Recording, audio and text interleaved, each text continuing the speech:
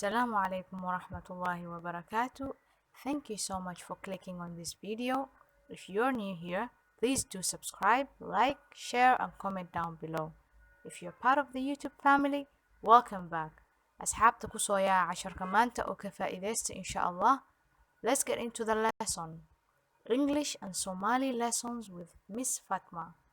The children are brother and sister. The children are brother and sister. Labada caruur waa walaalo. Repeat. Labada caruur waa walaalo. Jane and Jack are happy. Jane and Jack are happy. Jane iyo Jack way faraxsan yihiin. Jane iyo Jack way faraxsan yihiin. Faraxsan yihiin. Yeah. They are playing with their dog. They are playing with their dog. Waxay la ciyaarayaan eygooda. Waxay la ciyaarayaan eygooda. waa joojisan kartiin waa kusoo ceshan kartiin dhinacan oo soo Ingiriiska insha Allah.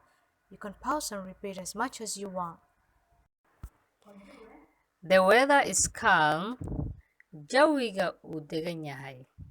They are playing with a seesaw. Seesaw ayay ku ciyaarayaan. The weather is calm.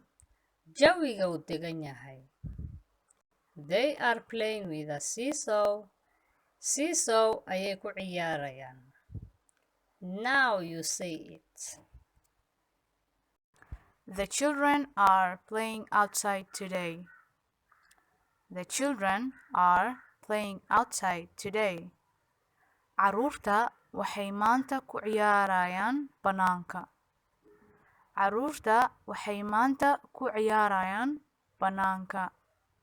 The sun is shining. The sun is shining. Qoraxda way ifaysaa. Qoraxda way ifaysaa. Repeat. Thank you so much for being here at the end of the video. This is Lessons with Fatma. Please do not forget to subscribe, like and share. I would love to have your comments down below. Give me your opinions, give me any suggestions. I'm open to anything. Kusoo dhawaada walaalayaalow, waan ku mahad celinayaa inaa maanta casharka ka qayb gasheen. Haddii comment-ka ka bixiya, hataa jeclaateen casharka waxaa ka faa'iidaysateen. Hi, mac salaama. Let's meet on next Tuesday inshallah.